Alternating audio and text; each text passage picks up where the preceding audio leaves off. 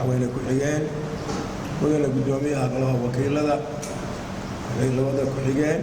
mudanayaasha golaha wakiilada madaxda kale oo ka soo qayb gashay shirkan culimada iyo madax dhaqameedyada dadka kale ajaanibka ah oo wakiilada ka ah hay'adaha internationalka iyo dowladaha dariska aan nahay qayb ka mid ah oo la jooga dhammaantiin waxaan idinku salaamayaa salaanta islaamka asalaamu calaykum waraxmatullaahi wabarakaatuh mar labaad mudane guddoomiye waxaa sharaf weynii ah oo farxadii ah inaan maanta ka soo qayb galo kalfadhiga 44aad ee golaha wakiilada Puntland anigoo wakiilini ka ah golaha baarlamaanka federaalka aqalkiisa sare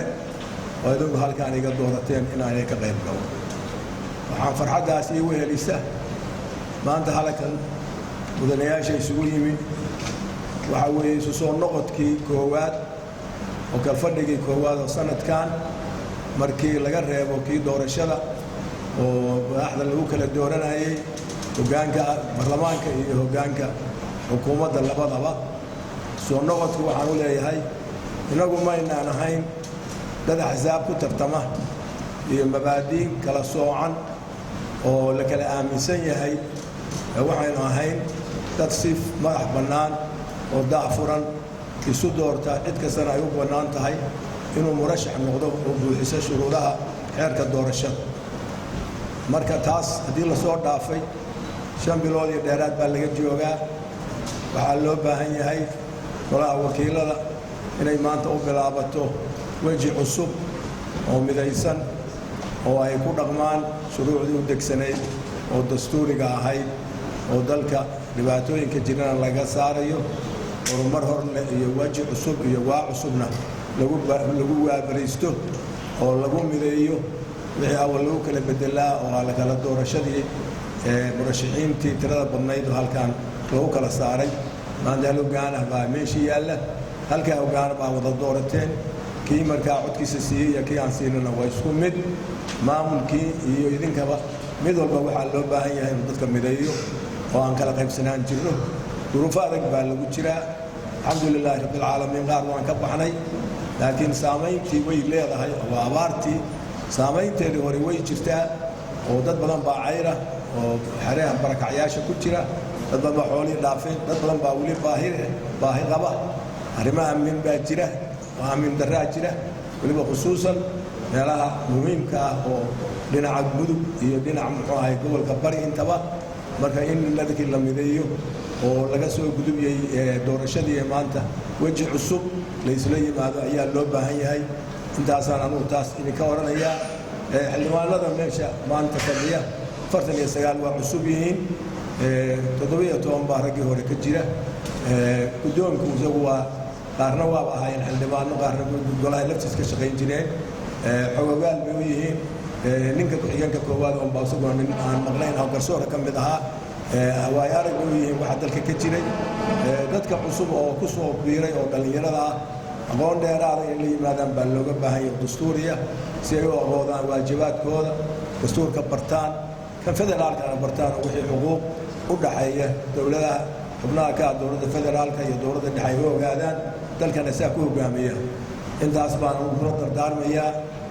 dardaarankayga waa aragnimada ku dhisan golaha wakiilada xubnahooda cusub iyo kuwoodii horeba weji cusub oo midaysan inay ku shaqeeyaan oo dastuurka waafaqsan iyo shuruucda kale oo xeer hoosaadka u degsan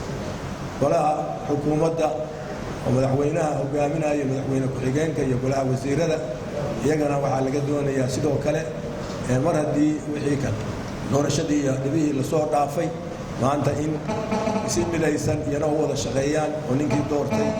iyo codkiisa siiyey oo yaqaaniin iyo cidka ayaan aqoon oo codkooda siin iyagu laakiin inay wakiil ka wada yihiin dalkii isku soo noqoy waa shirkii ugu horreeyey oo isu soo noqoshada oo maamulka oo dhan ay dhinac wada qaadi lahaayeen annaguna aan mara ka nahay maxaa yeelay Puntland waad ogtihiin sumcad bay ku leedahay Soomaaliya dowladaha xubnaha ka ah dowladda federaalka waxay oggolsan yihiin hoggaankii iyo hooyadii federaaliska bay u oggolsan yihiin magaca aad leedahay oo hore u soo baxay oo rag ka soo shaqeeyey oo waqti badan la geliyey oo shuruuc loo sameeyey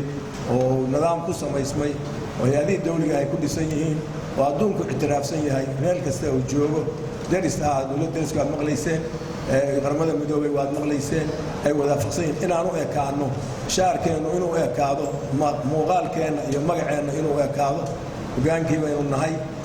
وكينا كشد على قاعدنا يعني حكومة ذاك وبنت كادو الفدرالك ويجعل معاملكم سوسيفي عنه الجريد وحين إنه ويارج عن كنا هاي وصو أرجنا أمام برناي هذا هنا الدولة قام وزارة هذين أما قوة كلا أو مشهد الرئيس كهذين أما برلمان كهذين أما قلها حكومة هذين يقولها كرسورك ويكشد على قاعدنا يعني ديار بيرويهم أنا كور رئيس هذا واجري جدي عدلك تجيد يسات نظام الفدرالك ومالها قاركود كم إذا هاي ما أنت بجرته بابا اللي نكجور رئيس معناها أولية هاي ولا فهمي بربركي سومالي ده ومضحك بربرية داركلين مو بربرين ولا سو كمان هي واحد بدن بها سو حقاقية وفقصن سيدا ما أنت نظام كالواقع وحي كلا أو نمن أو وحي جرو وياك الدهاء اللي جهلا كان اختلاف كدعي معمولات يا مقيس يدنا كل ما تكور إنسان غرامة مدومي بس سو قلي سكورتي كونسل قرار بكسر صعدي دولتنا وكج وابته ويا قاعدتي waxaa dhiman fulintii sidii la isugu soo noqon lahaa iyagana oo wadanka oo dhan isku dariiq wada qaadan lahaa oo loo wada shaqayn lahaa oo nin walba uga qaadan lahaa xubintiisa sidaas baa iyadana laga doonaya waxaan u soo noqonayaa golaha garsoorku isagu kuma lug lahayn doorashadii waagi dhaweyd iyagu waxa weeye waa xeer beegtigii dadka u dhaxeeyay garsoorku isaga ah goonidiisa madax bannaan waxaa kaliya oo baahan yahay waxa weeye inuu hawshiisa si cadaalad u fuliyo isagoo waafajinaya shuruucda dalka dastuurkeena waad ogtihiin dastuurkeenu ma aha dastuur cilmaaniya ma aha cilmaani waxaa la yidhaahdaa kuwa reeraha galbeedka qaarkood ay leeyihiin oo iyagu duruufo gaara oo dhan oo dalka jira waafaqsan diimaha ay haystaanna dhinac marsan baa la yidhaahdaa innagu keenu cilmaani ma aha waad ogtihiin raggiinni markaa waagaa joogay halkan bishii abriil 18keedii maalintii lagu baasgaraynayay shirweynihii halkan laga aqoonsaday dastuurkeena aftida loogu qaaday sharcigii dastuurkii lagu gudbiyey oo lagu aqoonsaday wuxuu ahaa mid soo maray process diiniya soo maray culimada loo gudbiyey la yidhi ka baara wax shareecada islaamka ka hor imaanaya inuu ku jiro bal waxaa ku jira wixii ka hor imaanaya ba inay yihiin non avoid ka baara waa laga soo waayey wixii ra'yi qabeen oo sheegeen waa lagu daray iyagaana ugu horeeyay ciddii markaas ka hadashay oo soo jeedisay presentation-kii ugu horeeyay shirweynihii u soo jeedisay sidaasaa lagu ansixiyey sidaasaa ahaanaya xukun kasta oo dhaca oo aan intaan ka warhayno ka dhaca golayaasha garsoorka meelahooda kala gaarka ah maxkamadaha darajada koowaad tan rafcaanka iyo midda sareba waxaa la waafajiyaa markasta laga hadlaa xeerka ciqaabta marka laga hadlaayo ayada qur-aana lagu soo daliiliyaa ama sunnaha nebiga ama labadaba oo raacsan arrintaasu marka inay sidaas ahaato cadaaladii in si gaara oo waafaqsan shuruucdeena in lagu wado oo aan dheg loo dhigin dadka meelaha ka hadlaaya oo maalmahan aan maqlaynay kuwa lahaa shareecada islaamka aan qaadano magac qabiil ku hadlaya innaga meesha magac qabiil waa laga guuray magac state baa la joogaa hay-ado dawliya baa samaysmay baarlamaan baa samaysmay waxaa samaysmay golo fuli golo garsoor baa samaysmay biliis baa jira amni baa jira ciidamo kale ah oo kala tigtigsan nidaamkeenu waa nidaam dawliya qabaa'ilku waa arrin dhaqan bay ku hareen arrintoodaa dhaqan bay ku mashquulsan yihiin hadba intuu qabiil meel ku shiro odayaal dhowra intay hadlaan inay yidhahdaan shareecadda islaamkaan qaadanay sida annagu aanu nahay nidaam cilmaaniya iyagoo cid kale u gacan haadinaya ama ay dhici kardhoba inay gorgortan dawladda kula jiraan la yidhaahdo kuwaas waa hadlayaane hala laaluusho aniga arrintaas waxay ila tahay hadday ula jeedaan dawladday xilkaasu saaran yahay hadday gorgortan ula jeedaanna inaan waxba laga soo qaadin ciddii gorgorta u jeeda bal laguba ciqaabo ciddii saa wax ku doonta hadday ula jeedaan cid kale inay gacan haadinayaan hadday in loo garsoorka la keeno dadkaas cadaaladda la geeyo maxaa yeelay dalkii bay waxay u gacan haadinayaan cidaan shaqo ku lahayn oo qaraabkooda ka shaqaynaysa bay u gacan haadinayaan in wax laga qaado tallaabo laga qaadaa loo baahan yahay aan loo dulqaadan magac kastuu sheeganayo in aan loo dulqaadan maxaa yeelay sharciga waa loo siman yahay in madaxweyne ilaa qofka maaragta ugu hooseeya waa loo siman yahay isku sibuu sharcigu u qabanayaa dad taasna waxaan u soo jeedinayaa garsoorka inay saas sameeyaan iyo xukuumaddu inay iska gaashadaan ciddii waxaasoo kale ku dhaqanta in go-aan laga gaaro oo la sameeyo waxaan maanta halkaan marka ilaahay hadduu isugu keenkeenay oo marka isu soo noqodkii ay tahay aan filaynaa oo annagu haddaan odayaashii hore nahay oo soo shaqeeyey oo wixii soo dhisay oo dhan qaybta u weyn ku lahaa oo haddana weli dusha ka ilaalinaya oo hay-adihii kale oo dawliga ah oo federaalka ah jooga haddii wax ka baasamaanna ka hadli kara haddii wuxuu hagaagsan yihiinna ka hadli kara ayaanu nahay xukuumaddana iyadana dee xisaabtan baa barnaamij ku leeyahay la xisaabtanto xukuumadduna dadka ha midayso yay kala sokaysiisan cid marka dan gaara ku wadato oo farsal lagu fiiqaa hadday jirtona laga digtoonaado qayb bay keenayaan iyo dhibaato waxyaalahaas oo dhan waxaa loo baahan yahay in weji cusub iyo dersi cusub